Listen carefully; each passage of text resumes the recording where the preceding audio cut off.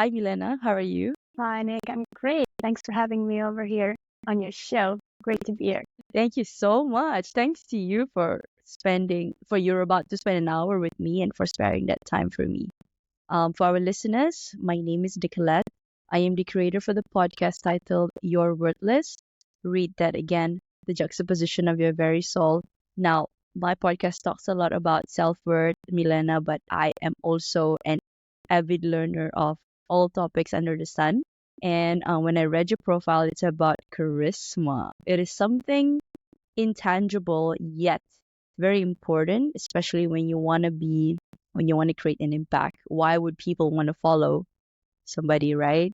And has something to do with how they carry themselves and usually that the aura, the energy. So yes, you're the right person to have on the show. So thank you. Thank you. Thanks for that lovely introduction.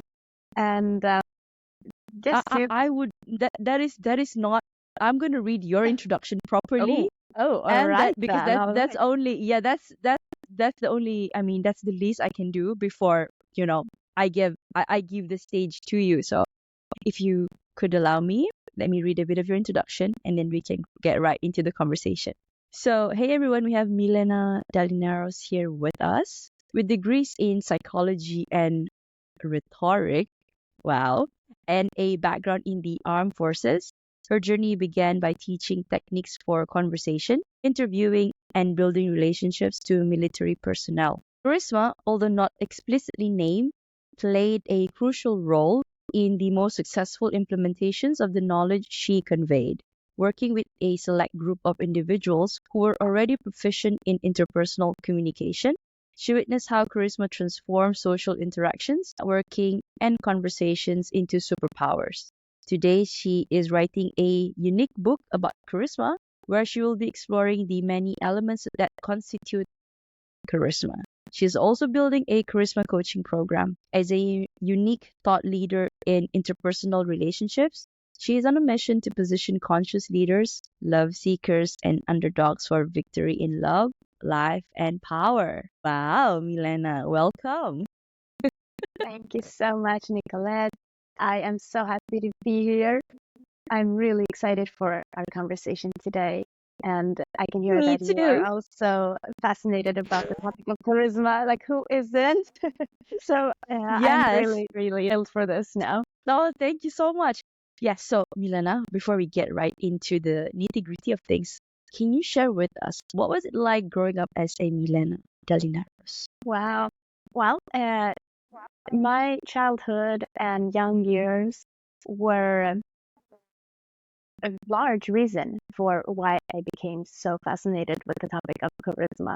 Because as a young girl, I did have it, but at the same time, I was very shy and I always felt like I needed a sense of more confidence or accomplishing something more before I could allow myself to really show myself to the world. And also, it felt like I needed some form of permission to really be my strongest and most empowered self. And somehow I hope that this would come from the outside. I hope that it would come from the external world in the form of permission, as I said, but also somebody else discovering me or somebody else giving me this encouragement of, yes, you can do this. We have put this like mark on you, like you are good enough to do what you want to do. You are good enough to shine the way you naturally want to shine. And of course, those things don't come. Yes. They never come. They come when we ourselves just go out there and behave the way we feel is authentic to us. And we seek out the things that naturally draw our interests and passions. So, that being said, I had a happy childhood because I did have those communities and those groups of people and those friends where I felt that I could be myself.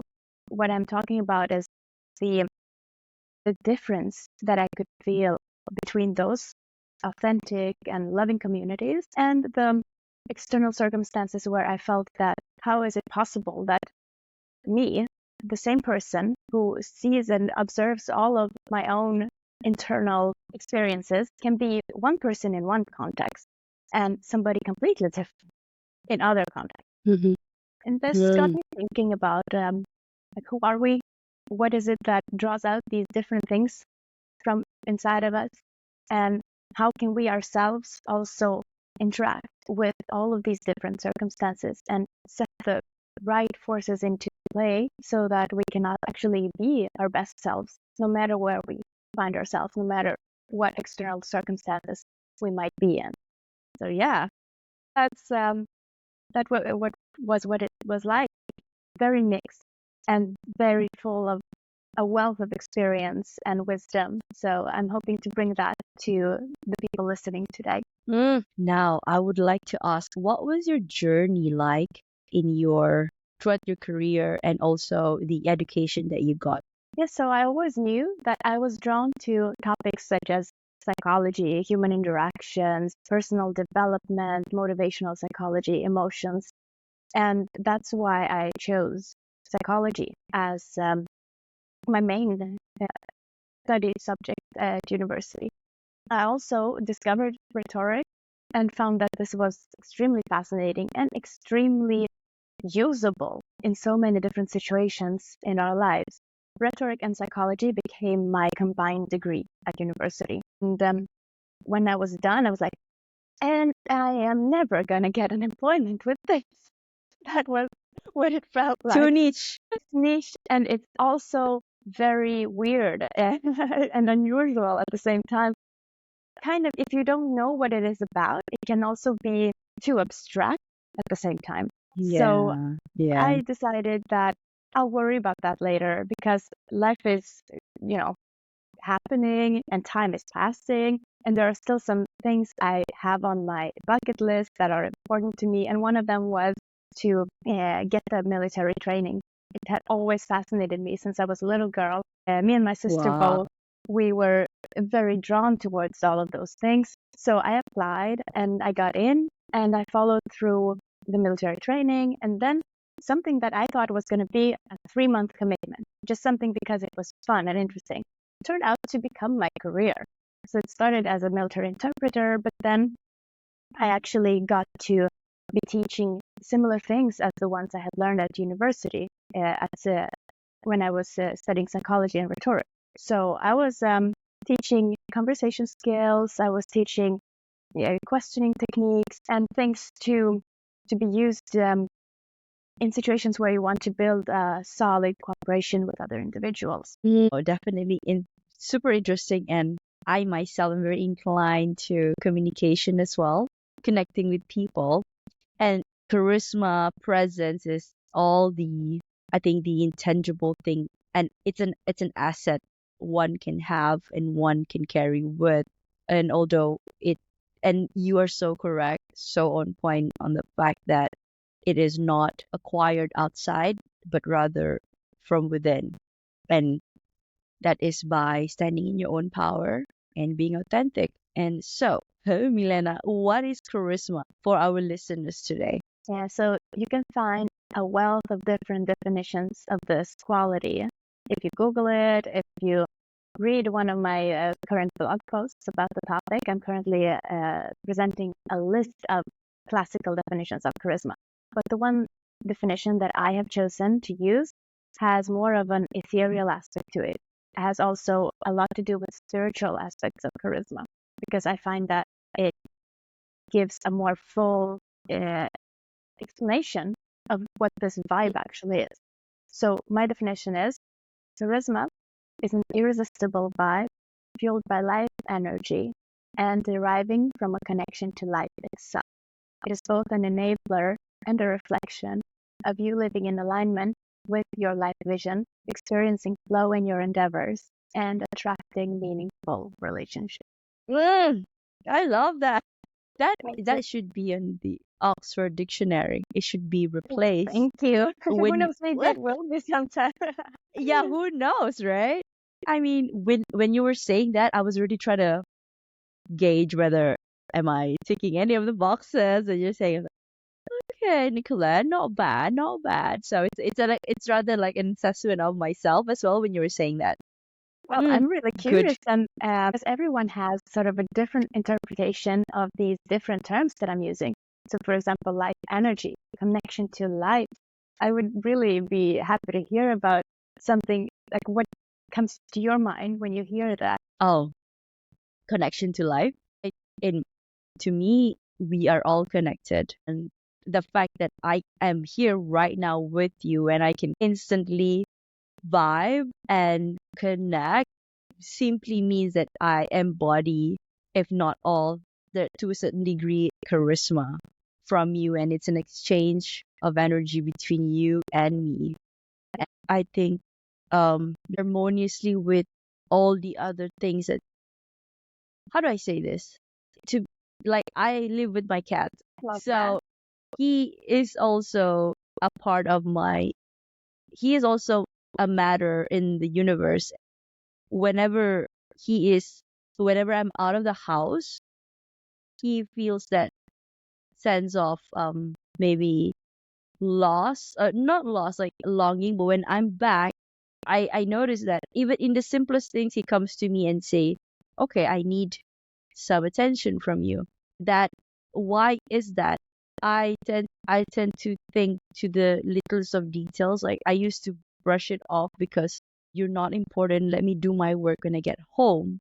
But then right now it's like he needs attention and he needs that bonding, and you say it may be a branch out of charisma, but it's the interconnectedness with every single being, living or not, within you. To be honest, everything has I like to talk things in terms of energy, and like this Yeah. has a vibrational state, this has a vibrational state, everything. So yeah. I like to I'm so break it down to the curious. Like, simplest. you have a cat. I love cats. It's one of my favorite animals Oh, in the world. Love cats. And I have a question for you. Can your cat notice, or does he express some form of behavior of noticing when you feel more or less charismatic or more or less connected with life? Can you see yeah. anything in him? Yes. So it is so fascinating that he is so intuitive, and I know, and so many, I've seen this. I don't know if you've seen this somewhere, but I kind of know it. The cat is actually the reflection of the owner, to be honest.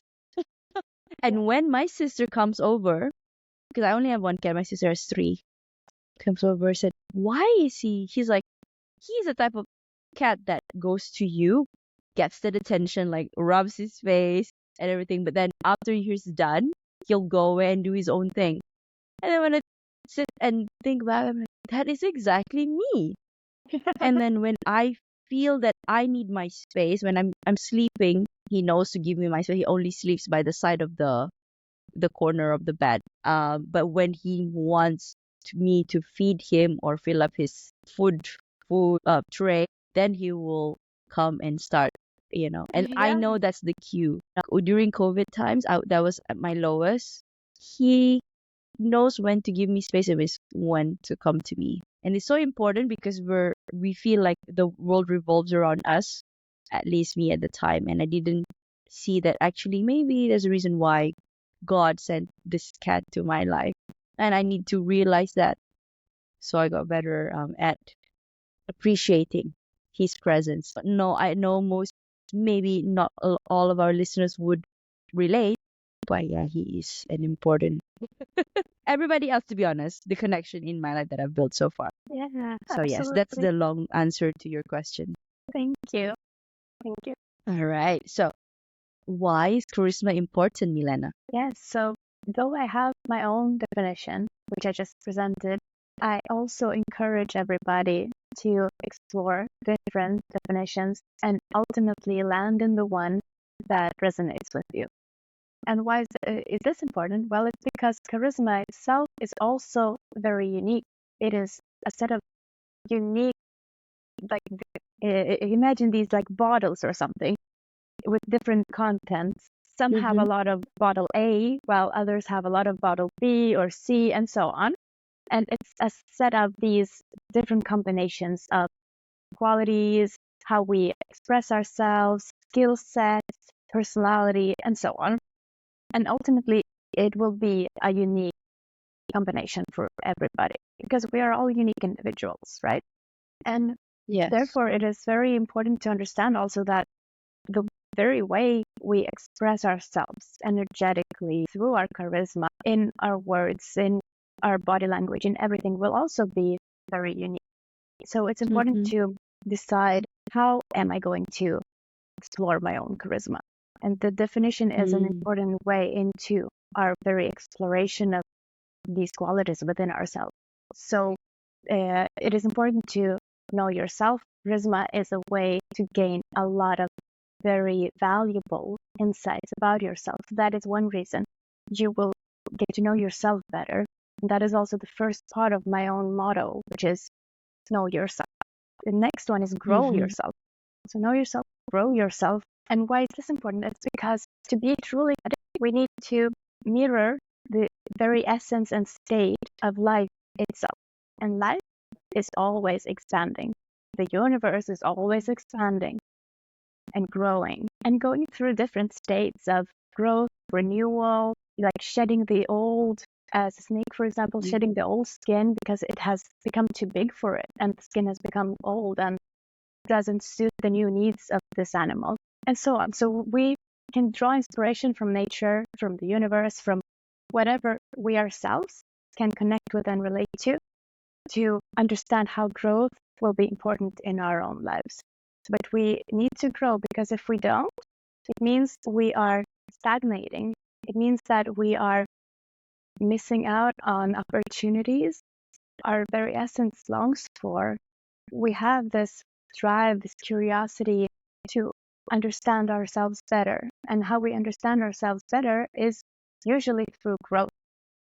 And the third part of my motto is, so the first one is know yourself, grow yourself, show yourself. Number 3 is show yourself. And that means showing up authentically as your true self, as the one you want to be. Maybe also drawing from the future, from the desired version of your future, some of the qualities you don't think you already have, but if you just know how they look in the future, you're able to draw them from the future into the present. And also, with all of you, show yourself, not just the pretty, beautiful, accepted, conventional part, but also the ones that you might feel are too much, or the ones that are unusual. You are a full human being. You're not just, this little package perfectly packaged into a frame or a box that is accepted by society. That is not your full expression of yourself and your life. And as often as possible, I would encourage people to strive to be their full selves and also show this to the world. Because when we do, that is when we ourselves feel at our best, at our most powerful and empowered. But it is also the most inspiring we can be to the people in our lives and to the new people coming into our lives, and others who will resonate with this because they themselves recognize something in this full empowered version of us that they themselves also have. And that is the spark of a new connection, whether it will be as a new friend, as a partner in the future, or maybe a colleague. It can be anything. Maybe just as someone who in the future will decide to read my book because we are connected already because of something, because I am choosing to show myself. So the third one was that, show yourself.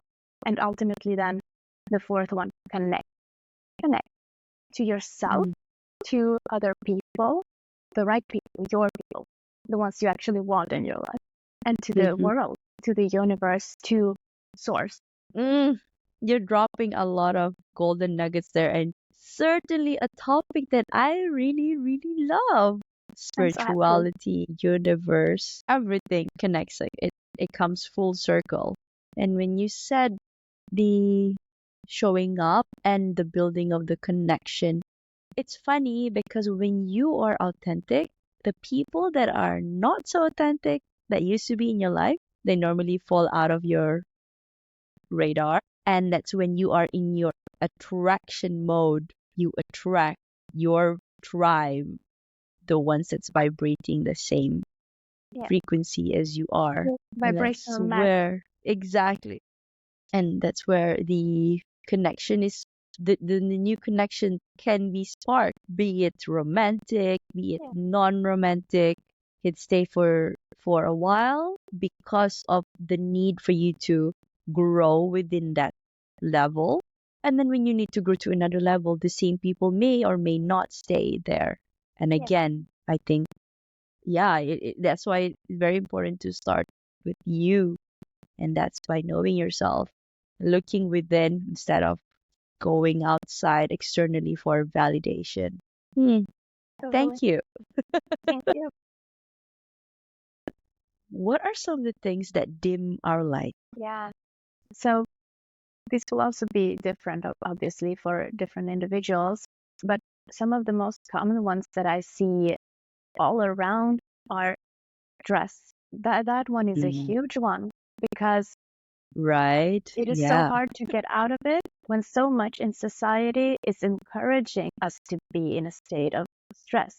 This might sound weird that I'm saying this because I also simultaneously hear a lot of people who are actively advocating slow living and, taking care of our physical, emotional, psychological well-being, self-care. So there are those people, thank goodness, that are talking more and more about this topic from a solution point of view, which is amazing. But for a very long time, the last decade or a couple decades, I would say, it has been in to be very busy, to be extremely Hmm. hardworking, and almost having this pride in struggling and hustling has been a really I big was just about to say that misfall. hustle and grind. Hustling, grinding. Yes, there's nothing wrong with being very ambitious, having very high goals for yourself and high standards. I know I have extremely high standards for myself, and I'm actually very happy about it because these standards and these goals are a big reason for why I am so fascinated about growth and I am so determined to do what is in my power to reach my goals. But why it is working is it is because they are my goals. I have chosen them for myself. I feel completely autonomous when I'm working with them. So my internal motivation is so high that it fuels me and it doesn't feel stressful. It just feels amazing. And I also am good at keeping it at a balance. For example, yes, sure, I wake up very early in the morning and the first thing I do is I work on something regarding my own goals. But I don't keep doing it the whole day. I just know that the early morning is the optimum time for me when I can do it without any distractions and when I am the most focused and right after sleeping having these new ideas that have almost been downloaded into my subconscious because I have had a good night's sleep. So I need to just take this download and make it tangible through my taking action in working on my goals. But I would not feel good if I did this throughout the whole day, every day, never giving myself a moment to rest and breathe and reload. And I'm good at Hmm. doing that as well. So it is okay. But uh, for example, if our goals are not actually our own goals, but they are coming from the external world, they are other people's orders placed upon us, you could almost say, then it's hard to maintain an internal motivation as your fuel. And it is also hard to know when you have actually met the standard unless the person in charge is very good at being clear about what is expected of this person. So, unless that is in place, it can be very stressful to have all of this, do this and do this and do this, and not seeing when it's going to be done and finished and at the level To that. his or her standard. Mm. Yes, yes, yes. What do you think? Been there, done that, 1,000, 1,000,000%, Milena. Like when you were saying it, I just had flashbacks in my head. Like there are still people who, and this is not to discredit or just to, I don't know how do I say this, bring them down, in the sense that some people are just, at the moment, they can't see a way out of it. just yet, and maybe they think that this is the right way of living, and they tend to get stuck in that rather than, and also that there's that fear that if what if I show my true self, it is not going to be accepted by the society. um and it's sad, but it's also exciting times. Why I say that, it's because a lot more people are waking up to that, through, I think, the consciousness as a collective. We're rising slowly but surely. And also, you and I, who thought we could have, we're talking about this, right? Like we never thought about this like 2 3 years ago, not 1 year ago even. And here we are talking two different continents, It's and we're actually talking about, amazing when you think yes, about it. I'm so happy. It's exactly. amazing. Me too. Me too. And and when I think about that, I before I used to drive myself to the point of what can I do to help? And then I'm like, you know what? Don't stress yourself out there and say that you want to change the world. You will, but first you gotta change yourself. You gotta look within and study that and start from there. Impact the person next to you. If you can impact one person or just show up for yourself, the most authentic version of you, and just keep on walking with that. And then soon enough, some may come up to you and say, "Oh, I like that. I like what you're doing." Some may just be at the corner lurking, like, "Oh, how is he or she doing it? Maybe I should try it." You know, it can be the direct or indirect impact. So, I think it's super important that we just, uh, just be that.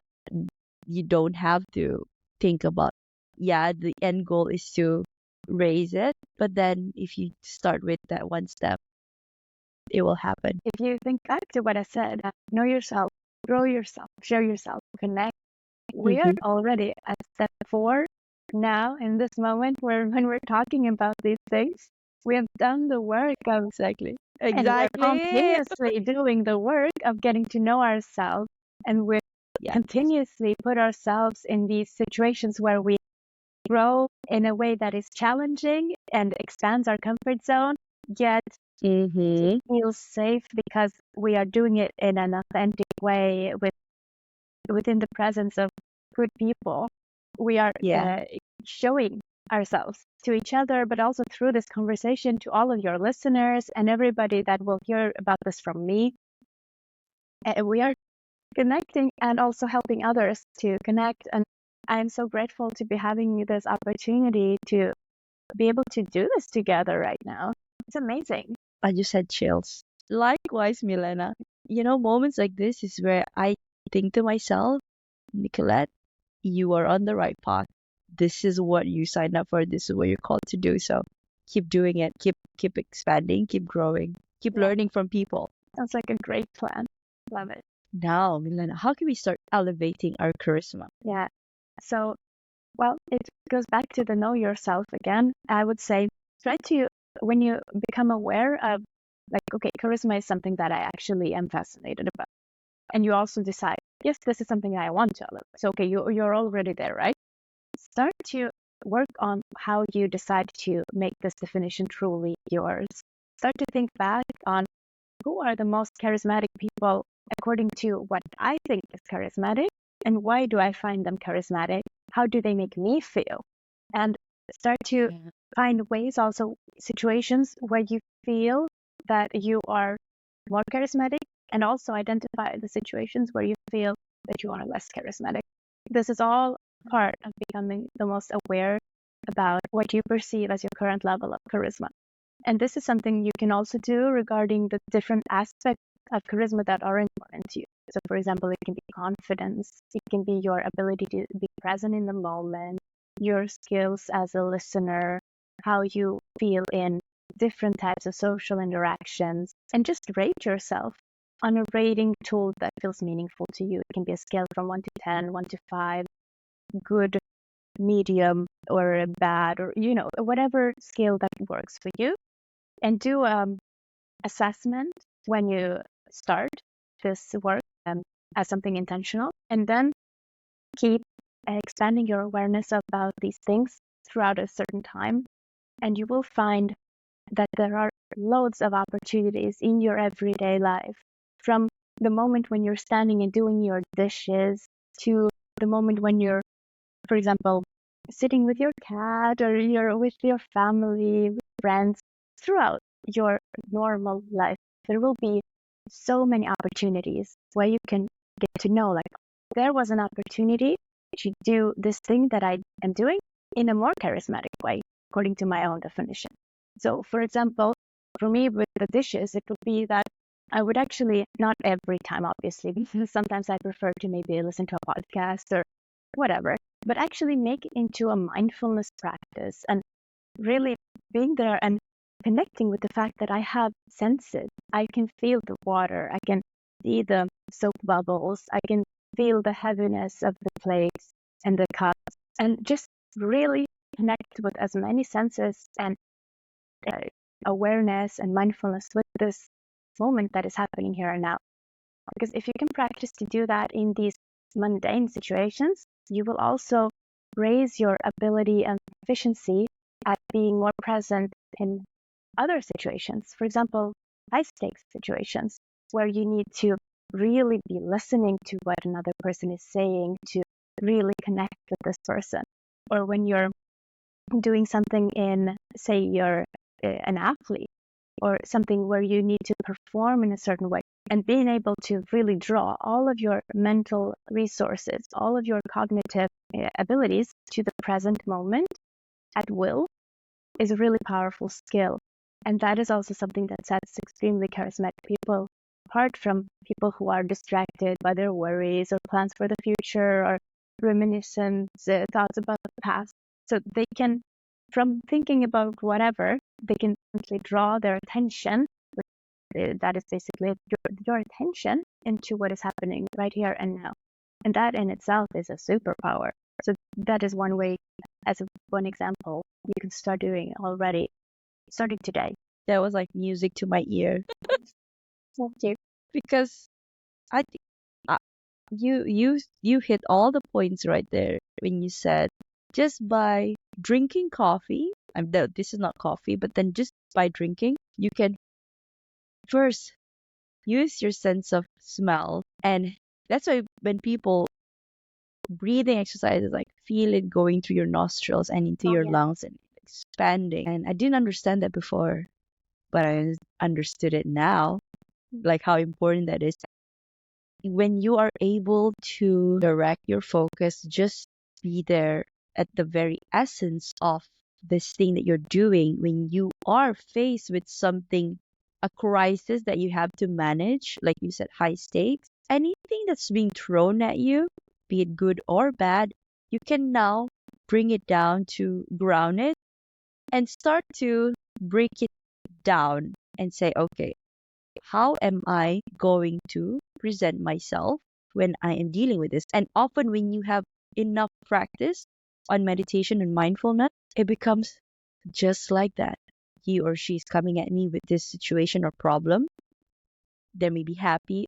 You don't even need to think. You just like, I'm so happy for you because it's the energy. And when some person come to me and say, you know what, Nick, I don't really feel so good. This happened. Empathetic. Yeah. Why? Tell me, sit down and actually say, what happened? Tell me.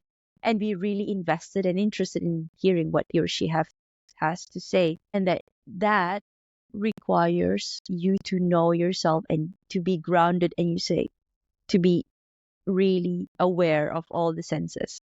Because you can hear, but you can oftentimes not listen. And there's a clear difference of that, Absolutely. hearing and listening. Definitely.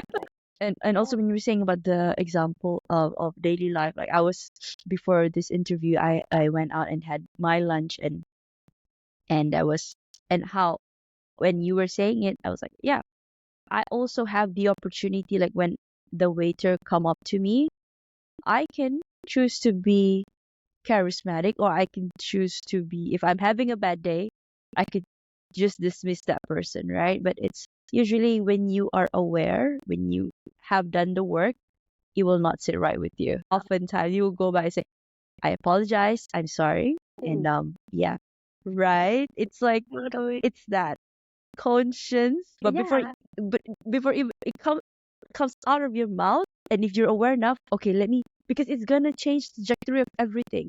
How that person very. views you, how you feel towards each other after that. Even though I'm gonna be there just once to the restaurant, but he or she's gonna remember me. I love how you say that. It's going to change the trajectory of everything. And that is so true.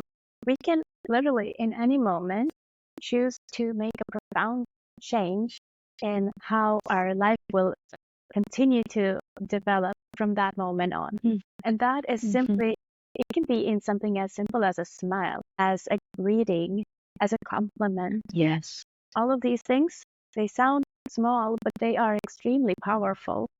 You, you don't need to necessarily think that, well, I'm going to give people compliments because then I'm going to get so many more new opportunities into my life. No Yes. expectations like that, but just because you choose to be a person who behaves as your highest self as often as you possibly can. And the more you do things like this, and the more you can feel that you don't expect anything in return, you just want to be this person. Well, the paradox here is that is when things start to happen back to you, the good things, the rewards that is. I tell you, the beauty that comes with it tenfold, hundredfold. Oh, I love this. I love this conversation. So do I. So, Milena, what is next for you? Yes, so I have just launched my website. I did it just yesterday, actually, and it's Congratulations. Thank you. Thank you. And now that that is done, I have work to do on my coaching program that I'm currently building. It's almost done, but I still collect input from my hopefully future clients on what they actually desire. So if anyone goes into my website now, they can actually only join a wait list. And the reason for that is because I do have my own experience of what has been useful in many different situations, but I would really love to hear, like, sure, this is what I'm going to offer, and it's going to be there anyway. But what else can I already now get to know about my future clients? What would they wish for more? Because it's not going to just be a coaching program. I want this to be the coaching program of their dreams. I want their desires to be met. It's not just going to be something they sign and, that's that. It's going to Pay and be something then they enter, yeah. and they're going to get the results they want, and they're going to get their questions answered. So that's what I'm doing now, and I am on my way of creating something that I am really proud of. I feel it How about you? from Next? here. What's next for you? Oh, that is so sweet of you to ask me. Yes, I am so excited to share. Okay, okay, I don't know if you listened to some of my recent podcasts or maybe the listeners here as well. I had just left my 9 to 5 corporate job and entering into psychology space as well. Now I am working to be a hypnotherapist and a life coach. So Wow. yeah, a total change from Congratulations! Oh accounting my background. God, this is Thank amazing. you. I'm so happy for you. Thank you so much. And it's like it's my calling. Like I haven't gotten it all figured out, Milena. Of course, when we were talking just now, like I used to have that fear, but right now, I'm gonna keep my head down, do the work, be intentional, no expectations, and trusting Yes. in the source, in the universe, that what I do, my way will be shown. I may not know 100 steps in front, but at least I know the next 2 to 5 steps. And I am excited. So you just got your website on. My website is still WIP, but it should be up soon by the time this airs. Fingers crossed. I, you know what? I just had a crazy idea. Maybe once, because I'm also in the midst of building my coaching program. Maybe we should collaborate sometime in the future. Yeah, definitely bringing a hypnotherapist onto one Yeah. of the parts of the program. That You would know be like, what? wow. You know what? Yes. again, I had a inkling because I've always wanted to create a retreat. We could even collaborate maybe sometime in the future, next year or something, because I had that in mind. I don't know why there's this download that you just have to do it next year. I don't know why it's specific September, but then yeah, fingers crossed September, and then we could collaborate and then build our program together. Absolutely. So awesome. That is going to be amazing. Yeah, I want Yeah. to keep this conversation going, definitely. Definitely. Yes, you and I are gonna connect offline. Yeah. Our listeners are like, what? I think they're really getting ahead of themselves. But okay, yeah. So but I love it. So yes, Milena, I'm gonna pivot to a self-worth question because my podcast talks a lot about self-worth. So I ask my guests one question each time they're here. So the question for you: many people struggle with feelings of worthlessness at some point in their lives. What are some common triggers for these feelings, and how can individuals cope with them effectively? So, from the lens of charisma, I can say that there was a time in my life when I did not feel that I was at all the person I wanted to be, but also not the person I was expected to be, and I did not fit in. And that led to a lot of mean self-talk, like really, really mean self-talk. And first of all, mean self-talk does not help. It does not help. It just puts the blame on you while probably you're not to blame. Not that I'm saying that anyone else is to blame either. The thing here was that I was in the wrong type of situation for me. I had chosen a path which was not in alignment with my true essence. And what happened was that the person I wanted to be, the person I hoped to become, couldn't express herself in that specific circumstance. And also, I didn't meet the expectations and requirements and so on from the external world of those circumstances. So it was a double punishment, one from my highest self, like you are not being your true self, and also from the external environment, like you are stupid. Oh my You God, know, yes, I had the yeah, same thing. yes. Oh my So God. I that is the situation that comes to mind now. What I would say as an advice to that version of myself, but also to anyone who might resonate with a situation like that, start looking at the external circumstances and figure out, is that really what you want to have around yourself? Is that where the circumstance, the place, the lifestyle that really allows you to be yourself? Can you be yourself in that specific situation and those circumstances? And what do you want? What do you really want? Like, is that, if that's not what you want, then what is it that you want? Maybe you don't know, but if you know that that's not what you want, that is a perfect opportunity to start to expand your circumstances in any way you can. Like, for example, if that is your job, maybe you can't just leave it from one day to the next and become unemployed, and that could be a real bad consequence for somebody.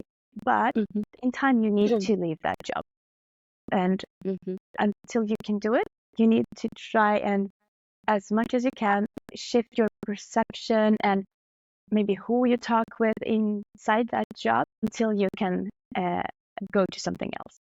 But even though you might have it and it takes up a certain amount of time per day, the free time that you have, you need to start directing it towards things that give you meaning and that feel rewarding and in alignment with your true self.